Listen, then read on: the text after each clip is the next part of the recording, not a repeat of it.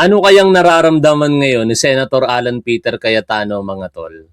Saka matanong ko lang kayo, kailan ba naging Senate President itong si Alan Peter Cayetano? Tingnan nga natin kung tandaan ninyo. Pero ako na magpapaalala, i-comment nyo na rin. Siya ay naging Senate President noong May 11. Paano naging Senate President itong si Alan Peter Cayetano? Sa pamamagitan siyempre ng isang kudita. Dumating si Bato de la Rosa, tapos nagtraidor si Pia Cayetano, Loren Legarda at ang magkapatid na Mark at Camille Villar. Kaya nakuha po ni Alan Peter Cayetano ang 12 boto. Ano? Kasi siyempre yung pang 13 siya boboto sa kabila, tapos si Tito Soto boboto sa kanya. Tradisyon po yun, bilang kortesiya. Pero kung susumahin po natin, ilang araw naging Senate President itong si Alan Peter Cayetano? Ha? May nakakaalam ba sa inyo, mga tol? Ilang araw naging Senate President si Alan Peter Cayetano? Simple mathematics. May 31 days. Ang June 30 days. Kailan naging Senate President? May 11. Tapos, naalis bilang Senate President, June 3. Kaya, total of how many days? 23 days. Hindi naman siya ang natala sa kasaysayan na 23 days lamang, not 32. Hindi naman siya ang naitala sa kasaysayan na pinakamaiksi na naging Senate President sa kasaysayan po ng Senado. Bakit? Kasi ang pinakamaiksing naging Senate President ay, tama po, 23 days. Ito pong si Camilo Osayas, no? Almost mabit.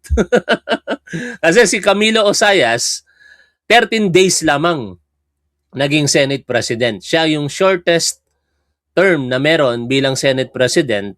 At yan nga po ay nangyari from April 17 to April 30, 1952. 13 days lamang po siya na naging Senate President. Pero actually, mga tol, kung titingnan po ninyo ang kasaysayan, naging Senate President naman muli siya. Kaya malamang sa malamang, si Cayetano talaga ang pinakamaigsi kung pangalan ng pag-uusapan. 23 days lamang naging Senate President. Pero siyempre ayaw tanggapin niya ni Alan Peter Cayetano at pinaninindigan niya na siya pa rin ang pinuno ng Senado sa kasalukuyan.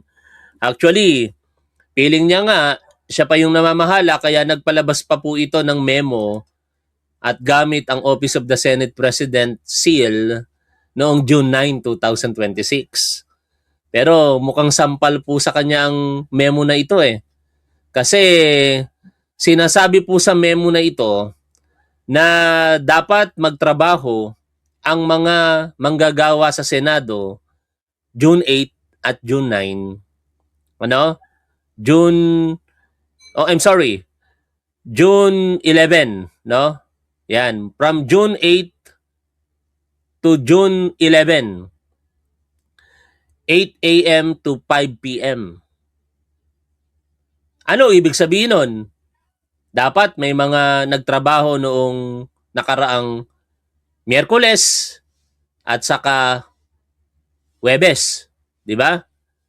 Kasi ngayon, June 12, kahapon Huwebes 11 at nung Wednesday, June 10. Pero anong nangyari? Alam naman natin na nag-work from home ito pong mga empleyado ng Senado. Wala pong pumasok maliban po doon sa mga kinakailangan talagang pumasok physically. Dapat present sila doon sa Senate of the Philippines. But the rest, nag-work from home. Sino ang sinunod nila? Yung memorandum na ginawa ng acting Senate President and Senate President pro tempore Win Gatchalian. No? Tapos, isa pang dago kay Alan Peter Cayetano kung bakit hopefully tanggapin niya na ang katotohanan na wala na sa kanya ang posisyon ay yung pagkilala po ng Land Bank sa leadership nito pong si Sherwin Gatchalian. Dito nga po, sa balita na ating pong pakikinggan, inilipat ng Land Bank kay Acting Senate President Win Gatchalian ang otoridad sa pagpirma ng payroll sa Senado. Balikan po natin, pakinggan po natin ang balita na ito. Hinahawak na ni Acting Senate President Win Gatchalian ang operational control sa Senado. Inaprubahan na raw kasi ang kanyang lagda sa pagpapasweldo sa mga empleyado. Ang detalye sa agenda report ni Dexter Ganibe, nakabante.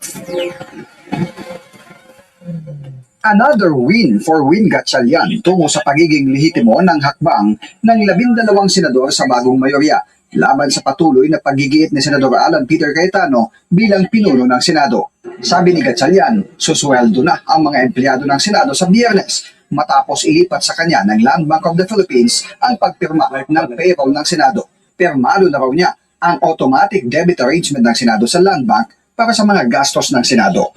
Bukod sa sweldo, inaasahan na rin mai-release ang efficiency at transportation incentives ng mga empleyado ng Senado na nabinbin dahil sa isyu ng liderato.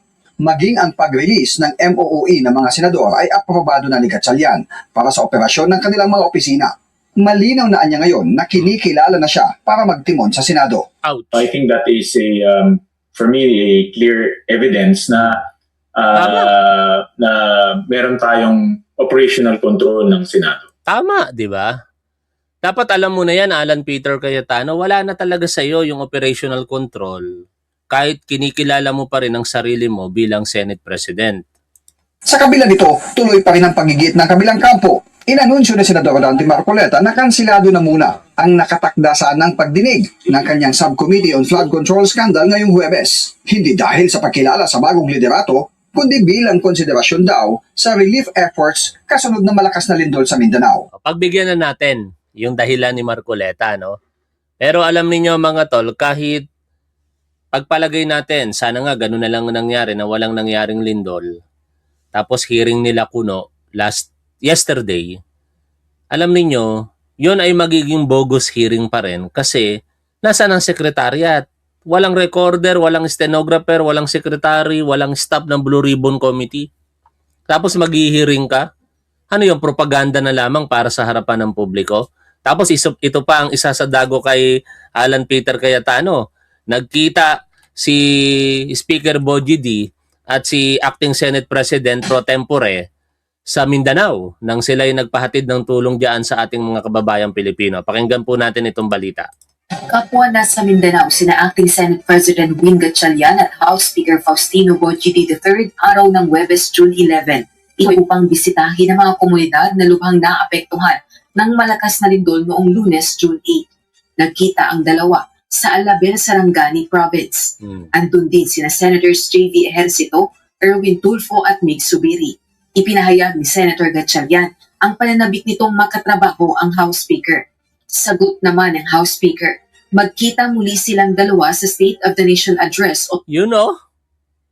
Di ibig sabihin talagang ang kinikilala ng leader ng Senado, itong si Sherwin Gatchalian. Biruin mo, sasabihin ni Speaker D, kita tayo sa SONA. Di ba?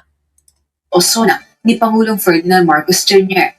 Looking forward to working with the House of Representatives. Galing din ako sa House for 2 terms at matagal ko ng kaibigan to. 2001, magkasama na kami ni Speaker Bogie kaya excited ako makatrabaho. Pagdito tayo sa shot. Rason na. Di ba? Ilang linggo ng Magkita tayo sa SONA. Hindi pa ba sapat na senyales sa iyo yan, Alan Peter Cayetano, na wala na talaga? Sabi nga sa Frozen na kanta, let it go. Let it go, let it go. Sintonado tayo mga tol, pasensya na. Let it go na. Ha? Alan Peter Cayetano, wala na talaga sa iyo. Biruin mo, kung magtatangka ka pa dyan na magpunta, biruin mo, ito yung mangyayari sa SONA, oh. Di ba? Magsasalita ang ating Pangulo. Tapos, merong taong may dalawang tao sa likod niya na habang nagsasalita ang Pangulo, ay naka-witness sa likuran niya.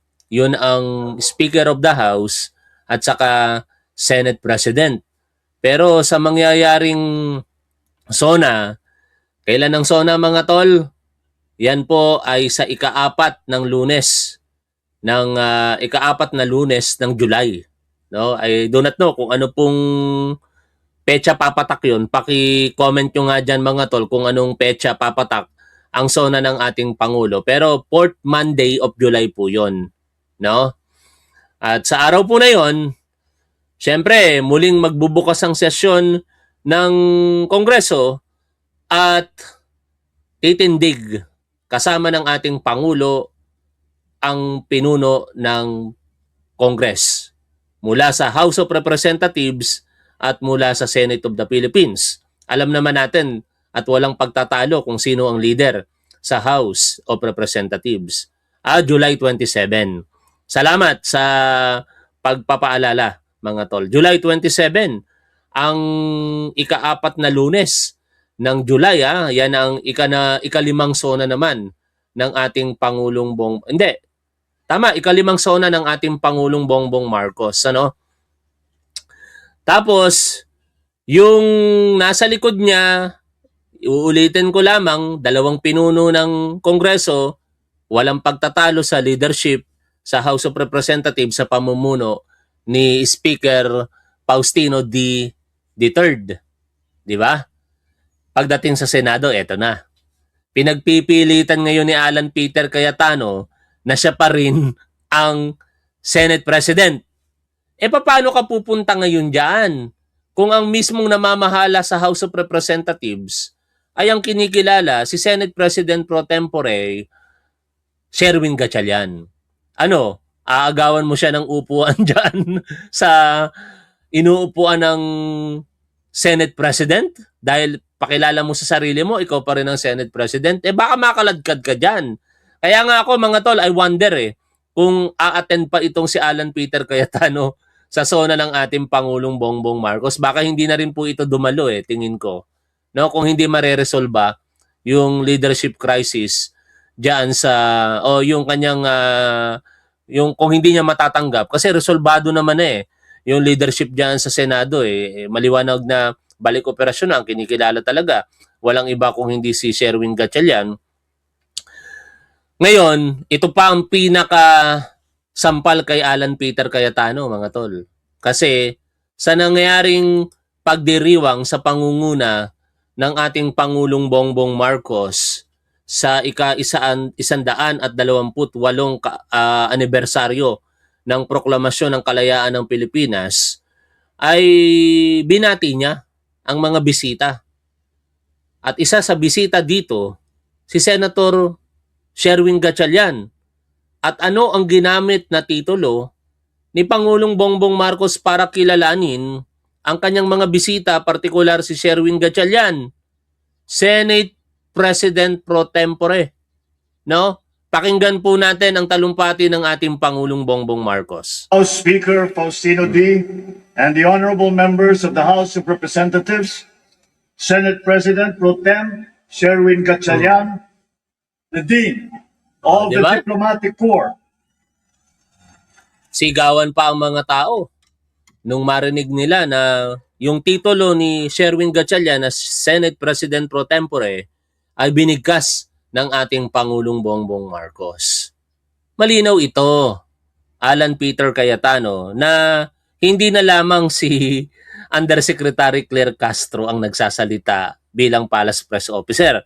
Kasi nung mga nakalipas na pagkakataon, mga tol, laging ang nagsasalita, di ba, si Yusek Claire, dahil ito yung posisyon ng Malacanang. Sinasabi ng Yusek Claire na ang kinikilala ng Malacanang ay si Acting Senate President Pro Tempore Sherwin Gatchalian. Ayaw niyong maniwala, no? Siguro naman, Alan Peter Cayetano, kung meron ka pang respeto sa Pangulo at sa opisina na kanyang pinamumunuan, igagalang mo na, no? Itong desisyon ng Pangulo na kilalanin bilang opisyal na leader ng Senado, si Sherwin Gatchalian. Huwag mo nang daanin pa sa live selling. Huwag mo nang daanin pa sa mga live streaming, sa mga press conference. Kasi hindi mo makukuha ang remedyo na hinihingi mo kung diyan mo dadaanin sa mga platform na binanggit po natin. Salamat kay Van Barnuevo, no? Watching from Ardsley, New York. Mabuhay din po kayo. Oy, isa na lamang magcha-champion ng New York Knicks, ano? Kakahanga-hanga yung comeback nila. Tambak na tambak, biglang nanalo pa. Anyway, maraming salamat po dyan sa inyong super sticker. Going back, dito po sa ating pinag-uusapan, yun nga, Alan Peter Cayetano, irespeto mo na lamang itong pagkilala ng Malacanang sa acting Senate President nyo at Senate President pro tempore natin lahat, di ba? At kung ikaw gusto mo talagang mabawi pa yung posisyon, may proper venue na para dyan. No? Si Teacher Tayam, nag-file pa ng motion for reconsideration pero malamang mababasura lang din yun. Ikaw na rin mismo. Wag nang iba. Kasi ikaw yung nagpupumilit na ikaw ay Senate President pa rin eh. Ang gawin mo, mag-file ka ng petition sa Korte Suprema at questionin mo ang ginawa ni Win Gatchalian noong June 3 nang ikaw ay inalis sa pwesto bilang Senate President. Kasama siyempre yung pag-aalis kay Loren Legarda at iba pang mga pinuno at chairman diyan po sa Senado. No? Ganun lang yon. Huwag nyo nang patagalin pa. Alan Peter Cayetano. Malinaw na malinaw po dito sa sinasabi ng Pangulo na ang Senate President pro tempore ay si Sherwin Gatchalian. House Speaker Faustino D. and the honorable members of the House of Representatives, Senate President pro tem Sherwin Gatchalian, the Dean of the Diplomatic Corps. Ba? Ayan, inulit ko lamang. Wala nang magagawa talaga si Alan Peter Cayetano sa madaling salita tungkol dyan, mga tol. Pero syempre, ang mga Duterte supporter, dahil nga pinaniniwalaan nilang si Alan Peter Cayetano pa rin ang leader dyan sa Senado, at alam naman natin kung bakit, kasi nakasuporta ito kay Sara Duterte. Kaya ngayon itong mga Duterte supporter ay parang mga baliw na dyan sa Senado, no? Nag-provide pa ng mga props na kabaong, tapos may nakaratay sa loob, at mistulang mga nakikiramay sa kalokohan nila. Hindi ko na po ipapakita sa inyo yung video nito kung hindi yung picture na lamang. No? Meron pong nakalagay na nakikiramay ang sambayan ng Pilipino. I am not a Filipino for nothing. Uwe, talaga nga naman. Ano ba pinaglalaban nila diyan sa Senado? Hindi naman si Alan Peter Cayetano kung tutuusin, mga tol eh. Kung hindi si Sara Duterte. Kasi si Sara Duterte ay kumakaharap sa isang seryosong legal na usapin kaugnay ng kanyang posisyon bilang vice-presidente. Ito yung impeachment. Hinahanapan ng pananagutan si Sara Duterte sa kanyang mga di umano'y ginawa sa nakalipas po ng mga panahon bilang vice-presidente. 4 po na articles of impeachment yan. Nandiyan ang panunuhol, siyempre ang pagbabanta sa buhay ng Pangulo, ng kanyang asawa at ng dating speaker, ang hindi maipaliwanag na yaman, at saka ang hindi tamang paggamit ng confidential funds.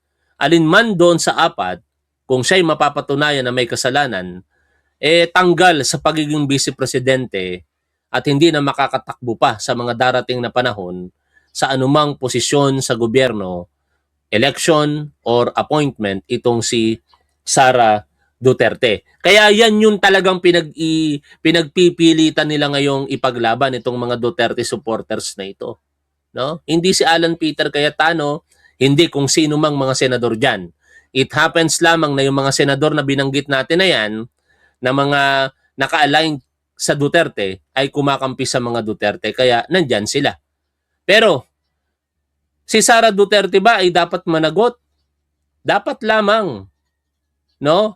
Kung wala siyang kasalanan, malalaman naman niyang kinalaunan sa pamamagitan po ng mga ebidensyang maipepresenta sa harapan ng publiko at sa impeachment court. No? Kasi live yan eh.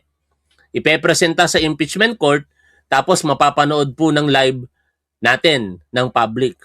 Ngayon, sa pagdiriwang po ng Araw ng Kalayaan, may sariling venue itong si Sara Duterte. At yan ay sa City of Davao. Understandable naman yan. Kasi out of delikadesa na lang din, bakit ka nga naman pupunta sa Quirino Grandstand kung alam mong hindi ka na welcome doon? Pangalawa, alam mong ikaw mismo tumitira sa Pangulo ng Pilipinas. Kaya siguro invited pa rin naman siya doon, pero for delikadesa na lang, hindi na siya dapat pumunta pa. Ako, hindi ako nagde-demand na pumunta si Sara Duterte kung saan nandoon ang ating Pangulo. Kasi hindi na talaga maaayos pa ang relasyon ng dalawa na yan officially. Well, kung personal man, tingin ko malabo na rin. No? Dahil kitang-kita natin kung paano po naninira itong si Sara Duterte, partikular sa ating kasalukuyang Pangulo, kay Pangulong Bongbong Marcos. Nung nakaraang araw, di ba, binanatan niya. Hindi nagpapakita ito Hindi malaman kung nasaan nung mga nakalipas na araw. Lumabas lang ito yesterday at nakita natin nakikiramay na sa mga pumanaw na biktima ng earthquake diyan sa Mindanao. Pero other than that, halos hindi natin siya malaman kung nasaan, kung ano ba ginagawa. Tapos yung nagpakita, nagsalita sa harapan ng publiko, walang ginawa kung hindi paninira pa.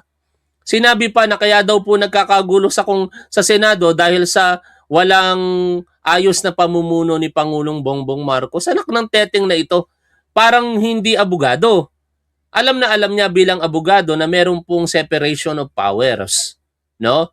Bakit mo sisisihin ang Pangulo ng Pilipinas kung yung isang branch ng gobyerno nito ay nagkakagulo?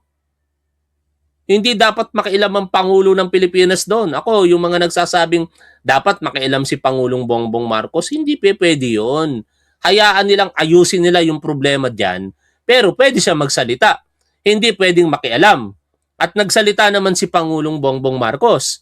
Diba, na-interview siya before nung Regodon dyan sa Senado noong June 3. Nung umaga ng June 3, sabi ng ating Pangulo, get back to work. Tapos sabi niya, tinitingnan nila yung mga legal na kaparaanan kung paano mareresolba ang problema dyan sa Senado. O, hindi na dumating sa punto na tumagal pa yon sapagkat nung hapon, alam na natin ang nangyayari, natanggal na bilang Senate President itong si Alan Peter Cayetano. Tapos ngayong araw na ito pa yung mensahe ni Sara Duterte. Sabi niya, let us resolutely stand up again for truth, for accountability, for freedom, and for sovereignty. Anak ng teteng mga tol, parang may isa dito sa mga sinabi niya na dapat maging matibay tayo sa paninindigan para sa katotohanan, para sa pananagutan, para sa kalayaan, at para sa ating sa ating soberanya. Parang may isa wala po dito, aplikable sa kanya. Ano, kayo ba'y nag-a-agree na meron ito kay Sara Duterte? Katotohanan? Napakasinungaling ng tao na ito. 'Di ba? Paano mo paniniwalaan ang isang tao na alam mo naman na nagbanta sa buhay ng ating Pangulong Bongbong Marcos pero harap-harapang sinasabi hindi daw siya nagbabanta sa buhay ng ating Pangulo? Paano mo paniniwalaan ang isang tao na malinis daw po ang paggasta nila sa confidential funds pero sa simpleng pagpapaliwanag na lamang hindi nila magawa, o kaya naman yung naging compliance nila sa COA, wala din. Nilabasan nga po siya, di ba, ng notice of disallowance. Ang sabi ng COA, bagamat hindi pa po pinalyan kasi niraise nila sa Korte Suprema na ibalik ang mahigit 70 million pesos na bahagi ng confidential funds na ipinagkatiwala sa kanya. Bahagi yun ng 125 million pesos. Tapos doon sa bahagi ng 612.5 million pesos, nasa mahigit 300 million pesos ang disallowed na naman ng COA doon. Paano mo paniniwalaan na yan ay makatotohanan? Paano mo paniniwalaan na siya ay naghahanap ng pananagutan or accountability kung siya mismo hinahanapan ito? Paano mo paniniwalaan itong si Sara Duterte para sa sinasabing kalayaan nung sila ang namumuno, hindi malaya? Ngayon, malaya tayo talaga sa totoo lang. Sila nga, malaya nilang murahin kung ano-anong pagbabanta ang ginagawa nila sa ating Pangulong Bongbong Marcos, kritisismo, negatibong mga pananalita. Pero nagagawa pa rin most of the Duterte supporters laban kay Pangulong Bongbong Marcos. Sa panahon ni Rodrigo Duterte, wala. Pagka kinriticize mo si Rodrigo Duterte, yari ka, di ba? Isa pinakamagandang halimbawa doon, yung teacher. si Teacher Ronel. Anong nangyari doon kay Ronel Mas? Oh, nagbiro lamang sa Twitter. Pinahanap siya. Tapos kinulong, sinampahan ng kaso, buti na lamang walang sapat na ebidensya, kaya na-dismiss yung kaso. Pero kaya na-dismiss yung kasi tinulungan nyo ng mga magagaling na abogado. Ha? Yung mga original na oposisyon noon, tinulungan si Ronel Mas. Kaya kahit paano na ipaglaban niya kanyang mga karapatan. Pero kung walang tumulong doon, ako sigurado mabubulok sa kulungan yon dahil lamang nag-criticize dito kay Sara Duterte. Tapos sa uli, sinasabi niya rito para sa soberanya. Kailan niya ipinaglaban ng soberanya ng bansa? Eh harap-harapan nga tayong ginagago ng China. Hindi ka man lang nagsasalita para ipaglaban ng soberanya natin. Di ba? Tapos lately, itong China sanction kay Secretary of National Defense Gibo Teodoro na bawal lang pumunta sa kanila si Secretary Teodoro. O, nagsalita ka ba? Hindi ka magsasalita kasi mahalaga sa iyo ang China, no? Tapos sabi mo pa dito, piliin natin ulit ang paglaban kaysa pagsuko. Diyan naman siguro tama ka. Kasi di ka talaga sumusuko sa kasinungalingan mo at sa pag-amin, no? Na ikaw ay merong mga pagkukulang o pagkakamali. Ang dangal kaysa pagpapasakop, ayun, sablay siya doon. May dangal ba itong si Sara Duterte, mga tol? Ha? Sa tingin nyo, may dangal ba ito? I-comment nyo nga, mga tol, kung may dangal ito. Saan banda ang dangal na meron itong si Sara Duterte? Piliin natin ang katotohanan. Piliin natin ang pananagutan. Piliin natin ang pag-asa. Ang galing magsalita. Nak ng teteng na yan. Pero wala. Mas appropriate yung sinabi ng ating Pangulong Bongbong Marcos sa kanyang naging talumpati kanina Oh, pakinggan natin muli yung talumpati ni Pangulong Bongbong Marcos. Diyan po sa naging pagdiriwang ng ating kalayaan. To, balikan po natin ito, mga tol. Sir Faustino D. and the honorable members of the House of Representatives, Senate President Pro Tem Sherwin Gatchalian, the Dean of the Diplomatic Corps, the Dean of the Diplomatic Corps and the Apostolic Nuncio to the Philippines, the Most Reverend Charles John Brown, and the Excellencies of the Diplomatic Corps, honorable members of the Cabinet, Manila City Mayor Isko Domagoso, AFP Chief of Staff General Romeo Browner and the Major Service Commanders, PNP Chief General Jose Melencio Nartates Jr., Philippine Coast Guard Commandant Admiral Ronnie Hill Gavan, First Lady Luis Araneta Marcos, my fellow workers in government, other distinguished guests, ladies and gentlemen, isang magandang araw po sa inyong lahat. Please.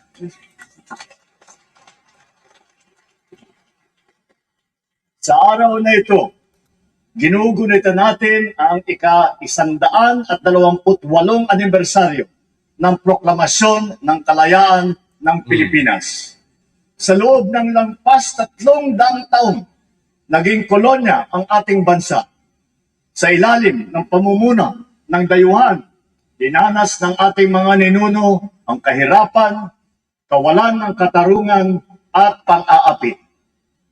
Ang pagnanais natin na makamit ang hustisya at pagkakapantay-pantay ang siyang nagtulak. Patulan natin to si Happy Farmhouse. Sabi niya, wala man lang BBM supporter vlogger na i-debunk yung mga sinasabi ko. Sabihin nyo na sobrang lago ng ekonomiya, walang inflation, maraming turista, mataas ang piso, wala kasi lahat ng sinasabi ko, totoo. Hindi naman namin kailangan i-debunk yan kasi totoo nga yan. Ha? Happy Farmhouse? Sino bang nagsabi sa yung hindi totoo yan? Sino bang nagsabi sa iyo ng ekonomiya ng bansa ngayon ay nasa critical na sitwasyon? Sino ba ang nagsabi sa iyo na mababa ang halaga ng dolyar ngayon katumbas ng piso? Sino ba ang nagsabi sa iyo na mataas ang turista ngayon kumpara sa mga nakalipas na panahon? Ha? Hindi kailangang i-debunk kasi totoo. Pero ang hindi mo nakikita, Happy Farmhouse, no, ay ang katotohanan na ang isa sa dahilan kung bakit bumabagsak ang ekonomiya ng bansa ay ang katangahan ng mga katulad mong Pilipino. 'Di ba? Faktor ba ang pamumuno lamang ng Pangulo para bumagsak ang ekonomiya o hindi maging maganda ang halaga ng presyo ng mga bilihin? Oo, faktor. Pero maraming outside factors. Hindi mo sinasabi yung kaguluhan sa labas ng bansa. Hindi mo sinasabi yung destabilization effort na ginagawa ninyo. 'Di ba? Oh, anyway, para saan pa at ako'y magpapaliwanag sa'yo kung ipinapaliwanag ko sa iyo ngayon yung tunay na ugat tapos iibahin mo na naman ang usapan. O, hindi na kita papansinin kasi tatry ko sanang sabihin sa iyo no? O kung gusto mo, total, nagpupumilit ka at kina-challenge mo ang mga PBBM supporter. Paaakitin kita dito. No? Bibigyan kita ng pagkakataon na makipagdialogo sa aking programa at dito tayo maglatagan ng mga argumento. Okay ba sa iyo yun? Umakit ka ngayon dito. Happy Farmhouse. Pagkakataon mo na ito. Di ba? Oh, pagkakataon mo na ito. Hindi ko kasi kailangan i-debunk. Pag sinabi mong i-debunk, papabulaanan mo o kaya papasinungalingan mo yung isang bagay na sinasabi ng kaargumento mo. Hindi ko i-debunk yan kasi totoo yan eh. Di ba? Totoo yun. Totoo na mabigat ang kalagayan ng ekonomiya po natin ngayon. Wag natin ikailayon mga tol. Nacha-challenge talaga ang economy natin. Pero ang hindi nakikita ng mga kritiko, bakit nacha-challenge? Ang dahilan ba pamumuno lamang ni Pangulong Bongbong Marcos? Definitely not. 'Di ba? Ang isang faktor kung bakit nagkakaganito dahil sa mga obstructionist na katulad ninyo at mga destabilizer na katulad ng mga nakikita po natin ngayon sa ating lipunan na pilit pinapabagsak ang ating Pangulong Bongbong Marcos. Oh, ayan na. Oh. Total, ako naman ay nagpapalipas lamang ng oras dito habang nagla-live. Actually, ang target ko nga lang talaga ihatid sa inyo yung katotohanan na si Alan Peter Cayetano ay wala na talaga sa kanyang posisyon. Natapos na natin yung topic na yan. Dapat end live streaming na tayo. Pero sige, pagbibigyan kita ngayon, eto, impromptu to. Kahit nakapikit ako, lalabanan kita. Akit na. Di ba? Ba't hindi ka na mag-comment ngayon? Pinapaakit na kita. Tapos ayaw mo na. Hindi ko nga sinasabi na hindi totoo yung sinasabi mo. Sa parte lang na yun yung nakita akong comment mo kasi ang dami mong comment Hindi ko naman binabasa lahat. Pero yung mga binanggit mo, binasa ko lahat. Totoo. Hindi ko yan tinatanggi. Alam nga namang itanggi ko yan, sinungaling ako. Napaka-critical. Hindi man critical, napaka-challenging ng economy natin sa kasalukuyan. Iba na naman ang argumento mo. Anyway, di na kita papansinin. Wala Ayaw mo, binibigyan kita ng pagkakataon. Balik tayo dito sa pakikinig kay Pangulong Bongbong Marcos. Sa lahing Pilipino na mag-alsa laban sa pamamahala ng dayuhan. Sina Tamblot, Sumuroy, Daguhoy, at Diego at Gabriela Silan ay ilan lamang sa mga naunang lumaban sa mga dayuhan. Ang pag-aalsa sa Bohol, sa Pindig, Ilocos Norte, sa Cavite ay senyales ng mga maigting na pagnanais ng ating mga ninuno na maging malaya. Subalit, dahil sa pagkakahiwa-hiwalay at kawalan ng isang layunin, hindi sila nagtagumpay. At gano'n ang nangyayari sa atin ngayon mga tol. Kung nangyari noon dahil sa kawalan ng pagkakaisa at iisang layunin, hindi sila nagtagumpay. Gano'n na rin yung nangyayari somehow sa mga sitwasyon na ilan, no? Kung hindi man ilam, sabihin na natin na mabibilang natin sa ating mga daliri. Kasi dahil sa mga taong katulad ninyo, di ba? Imbis na nakikipagkaisa kayo sa pamumuno at tinitingnan ang direksyon para sa ikabubuti ng bansa, ano ginagawa ninyo? pilit ninyong pinapabagsak ang gobyerno kasi ang layunin ninyo, hindi naman talaga maging successful ang gobyerno kung hindi mapalitan lamang si Pangulong Bongbong Marcos. Hindi nyo na naisin na maging successful ang leadership niya. Kasi the moment na maging successful si PBBM, malabong-malabong maupo si Sara Duterte. Di ba? Bakit? Pagka naging matagumpay si Pangulong Bongbong Marcos sa loob ng 6 na taon na panunungkulan niya, di ba? Automatic, hindi maganda kay Sara Duterte 'yun. Kasi siya yung nagpapakilalang oposisyon eh. Kaya dapat ang lalabas, sira ang gobyernong ito tapos siya kuno mabuti. Kaso lang hindi kami mga tanga. Hindi po mga bulag at bingi ang mga Pilipino. Kung meron mang mga nagbubulag-bulagan, nagtatanga-tangahan, tingnan nyo sarili ninyo mga Duterte supporter sa harapan ng salamin. No? Hindi nyo nakikita yung mismong dumi sa inyong mga mata. Eto nga, arguments tayo sa leader. 'Di ba? Kinikilala nyong leader si Sara Duterte.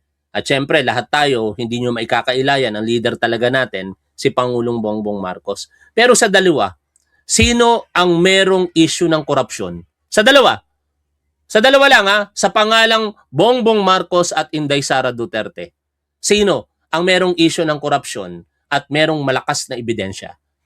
Siyempre, ang i-claim nyo, may issue ng korupsyon kay Pangulong Bongbong Marcos kasi tumanggap daw siya ng maleta mula kay Saldico. Given, kunyari yan yung issue nyo, nasaan ang ebidensya? Other than mga sinasabi ni Saldico at ng mga marites, wala na. Ito naman ang issue namin. Corrupt si Sara Duterte. Ano ang mga ebidensya? Nilabas ng AMLC ang transaction records nila sa mga tinatawag na covered at suspicious transactions. Hindi nyo maikakailayan sapagkat ang mga dokumento ay hindi magsisinungaling. Ang ebidensya ay hindi magsisinungaling. It should be ang ebidensya hindi magsisinungaling kasi ang mga dokumento pwedeng pekein eh.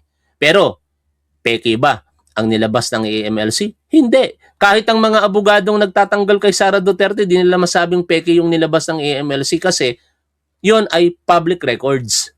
At sinasabi doon, merong mahigit sa 4 na bilyong piso ang naglabas-pasok na transaksyon sa mga bangko ng mag-asawang Sara at Mans Carpio Duterte. At sa bahagi noon, tinatawag po itong covered at suspicious transactions.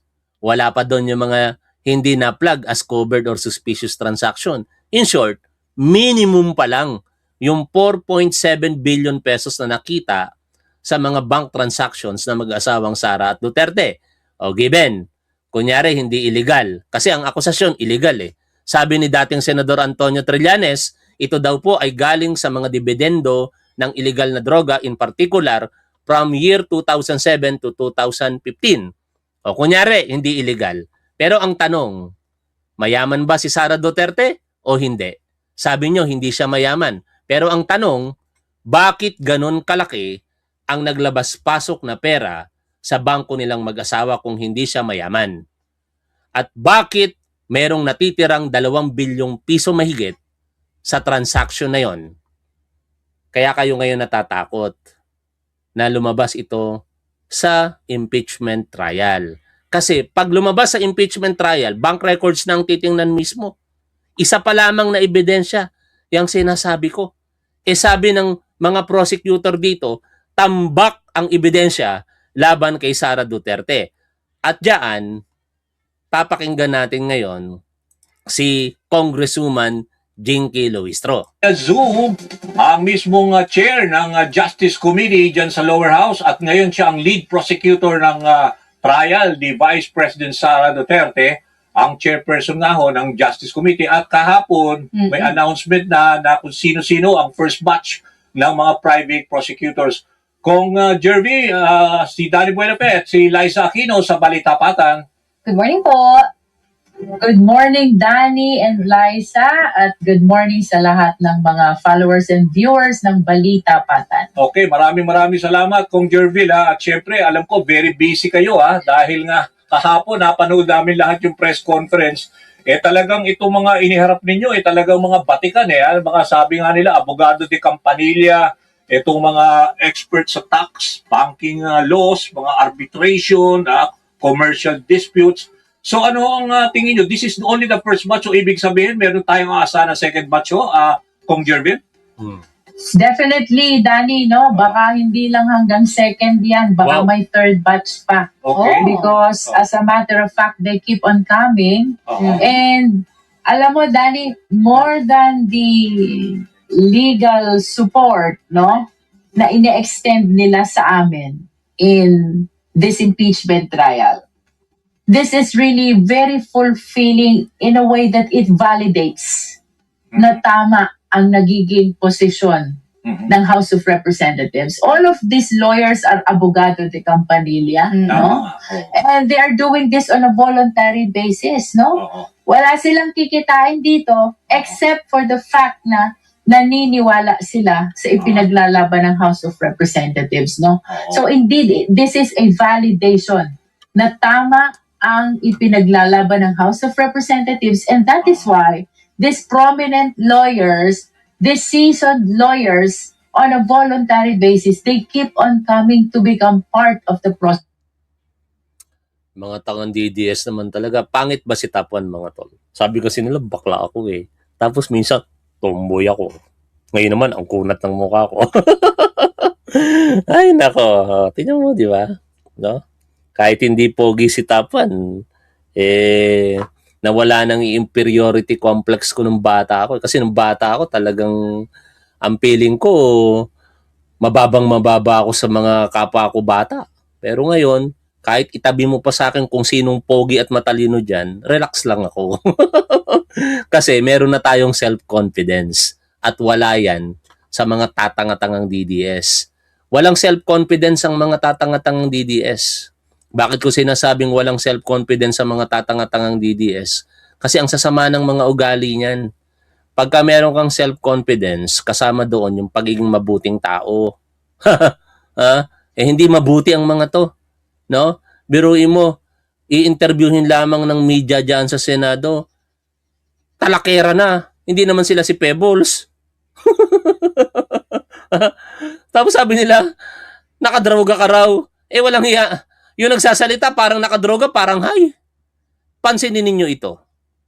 Ang hilig nilang mambintang kay Pangulong Bongbong Marcos na si PBBM daw po ay adik. Pero tingnan nyo magsalita, particular si Baste Duterte.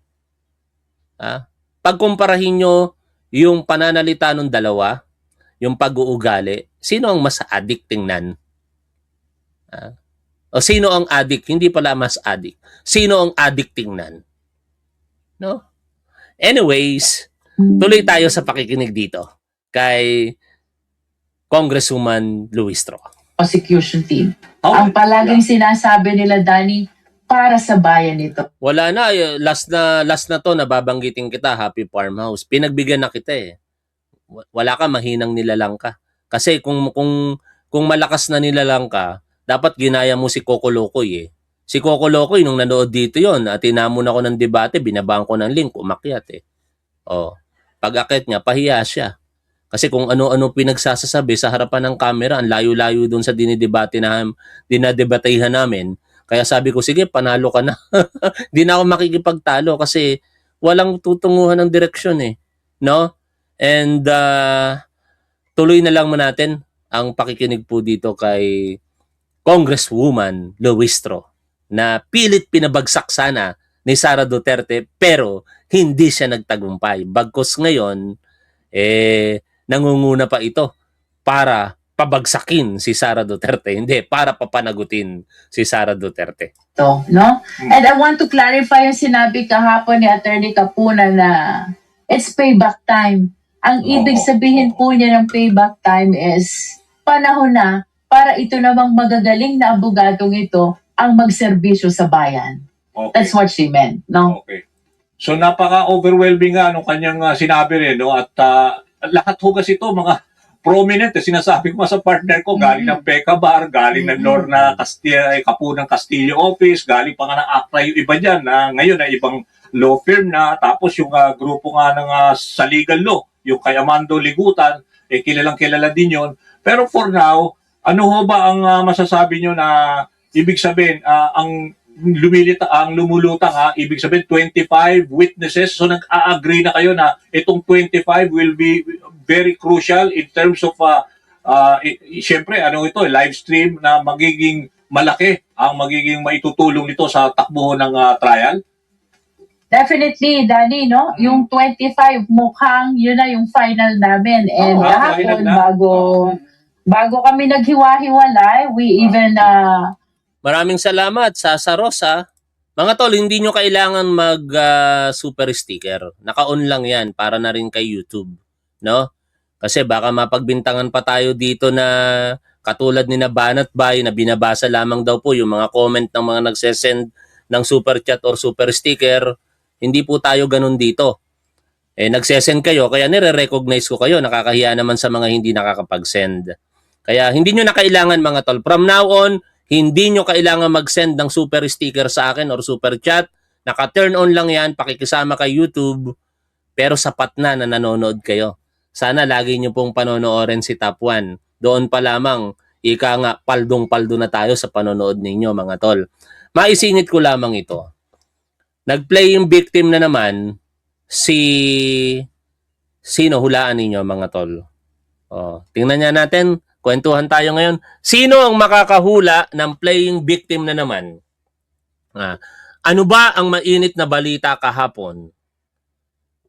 Tingnan natin kung may makakahula. Ibig sabihin, tao at pangalan ang tinatanong ko.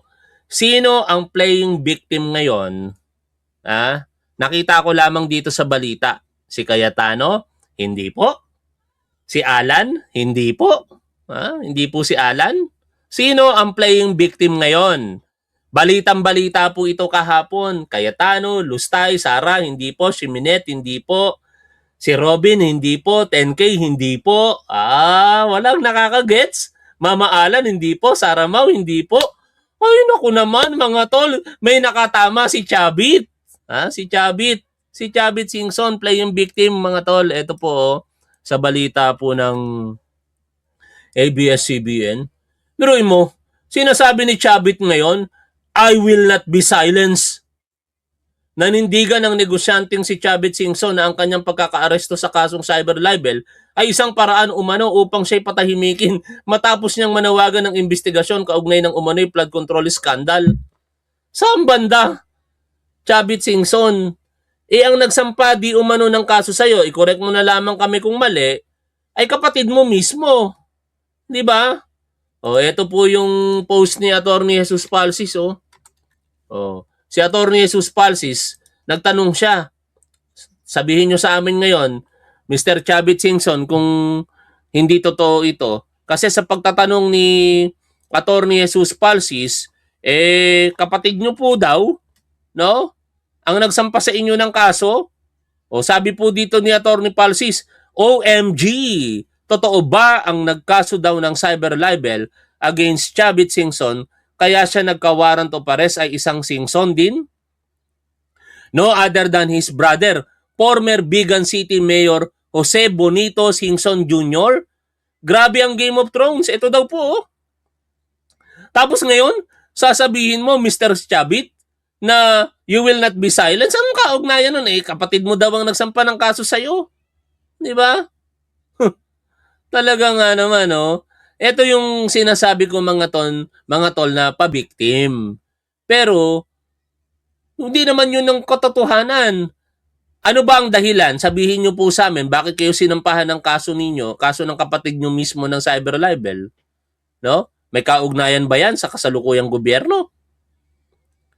Inumpluwensyahan ba ng ating Pangulong Bongbong Marcos yung kapatid nyo para sampahan kayo ng libel? Para palabasin nyo ngayon dito sa balita o sa mga sinasabi nyo na hindi kayo mapapatahimik? Kapatid nyo yun nagsampa ng kaso sa inyo. No? Eh kung ang nangyari pa nga dito mga tol, plunder ang lumabas na warrant of arrest sa kanya, baka mapaniwala pa tayo. Eh hindi nga plunder eh. Sana nga plunder ang lumabas kasi yun talaga yung ninanais ng maraming mga Pilipino eh. 'Di ba mga tol? Kung maaalala ninyo, yung abogada sa isang organisasyon diyan sa Narbacan, parang ano yun eh, ang tawag sa organisasyon nila mga Narbacan na matatapang. Hindi ko lang maalala yung particular na pangalan, pero doon umiikot, no? Mga matatapang na taga Narbacan sa pangunguna ng Attorney Cordero yata pangalan nun. Sinampahan po siya ng reklamong plunder sa Office of the Ombudsman. Oh. Pero hindi naman yun ang lumabas. Chavit Singson. Ang lumabas na warrant of arrest, yung cyber libel na isinampa di umano ng kapatid mo. Hindi ng kung sino man. Kapatid mo mismo eh. Ayan, Narbacan Warriors, di ba? Oh. Salamat. Sana tama yung pagkakaala natin, ano? Ayun na. I love you, Baby M. Ayos ang pangalan mo, ah. Di ba? Huwag kang pa-victim, Mr. Chavit Singson. Para kang si Alan Peter Cayetano, eh. Na pa-victim, eh. Alam niyo dapat alam ito ng tao, eh. Gamitin natin yung vlog ni Abogada ng Bayan, no? Abogada ng Bayan. Si Abogada ng Bayan, ito'y nakaposisyon ito sa batas lamang. Walang politika. Batas lamang siya. No? Nakapalaw ako dito. Minsan, nagdi-disagree ako sa sinasabi niya kasi batas eh. Pero hindi nag-a-align sa politika ko. Kaya, syempre, magdi-disagree ako. Pero wala tayong magagawa. Batas yung ini-interpret niya eh. Yun yung paniniwala niya eh. Kaya doon sa mga nagsasabi na si Alan Peter Cayetano daw ay na-desisyon na ng Korte Suprema, pabor para sa kanya, walang katotohanan yon. O ito, maganda paliwanag dito ni Abogada ng Bayan. Pakinggan ninyo mga tol. Hindi ka ba? Or legal standing? Or sa simpleng salita, ikaw ba ang tamang tao para maghabla ng kaso? Ito ang naging sentro ng usapin sa Tayam versus Cayetano. Ang locus standi ay legal na karapatan ng isang tao na magsampa ng kaso sa hukuman. Upang magkaroon ng locus standi or legal standing, kailangan may pakita ng petitioner na meron siyang personal at substantial interest sa kaso. I-relate natin kay Chavit Singson. Kung sinasabi mong you will not be silenced, ipakita mo ngayon na may kaugnayan yung kaso mo sa nangyayari sa ating lipunan. Na kaya papatahimikin ka, cyber libel? Ha? Kung papatahimikin ka, at yun talaga ang intensyon, yung seryosong krimen ang ikakaso sa'yo. O, plunder. Sigurado, di ka makakapagpiyansa doon. Talagang mananahimik ka doon.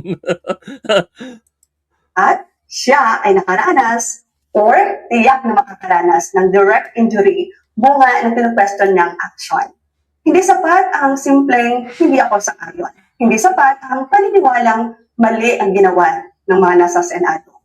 Kailangan merong direct injury or injury in fact. Kailangan may tunay na personal na pinsala. Bakit? Dahil ang mga hukuman, hindi sila debating society. Salamat, Ireneo Pontuya, sa panunood. Ano? Ay, May locus standi ka ba? na-play hindi ko tuloy. Dito tayo. pinsala. Bakit? Dahil ang mga hukuman, hindi sila debating society. Hindi sila nagbibigay ng legal na opinion sa bawat pampulitikang argumento. Hindi sila sumasagot sa mga hypothetical na tanong. Ang tungkulin ng Korte Suprema ay lutasin ang mga tunay na controversial sa pagitan ng mga tunay na apektadong partido. Kaya balikan natin ang ating kwento. Sabihin natin, pumunta ka sa Korte Suprema at sinabi mo, mahal na Korte, mali ang ginawa ng Senado. Tatanungin ka ng Korte, ikaw ba ay senador? Siyempre, hindi. Ikaw ba ay nawala ng karapatan dahil sa aksyong yun? Hindi din. Ikaw ba ay nakaranas ng personal na pinsala? At kung ang sagot mo ay hindi rin po, kung gano'n, paano ka naging direktang apektado? Yan mismo ang problema na nakita ng Korte Suprema sa Tayam versus Cayetano. Nabigo ang petitioner na ipakita ang injury in fact. Hindi niya naipakita na siya mismo ay direktang nasaktan or naapektuhan ng malinaw naman siguro, di ba? Hindi na ipakita ni Tayam na direkta siyang nasaktan or naapektuhan ng mga pagkilos diyan sa Senado sa nakalipas na mga araw, no? Particular nung June 1, 2 at 3, yung nag-boycott itong grupo ni na Alan Peter Cayetano. At sa parte naman itong si Chavit Singson, parang ganun ka lang din eh. Wala namang kaugnayan yung kasong kinakaharap mo sa sinasabi mong you will not be silenced. Tapos idadamay mo pa ang gobyerno ngayon. Anyway, anong masasabi ninyo dito sa ating pinag-uusapan mga tol? Paki-comment ninyo diyan sa chat area. Maraming salamat. Lagi nating tandaan kung ano ang tama at dapat doon tayo. Keep safe. See you always. Maraming salamat sa inyong lahat mga tol at shoutout sa inyong lahat. Bye for now.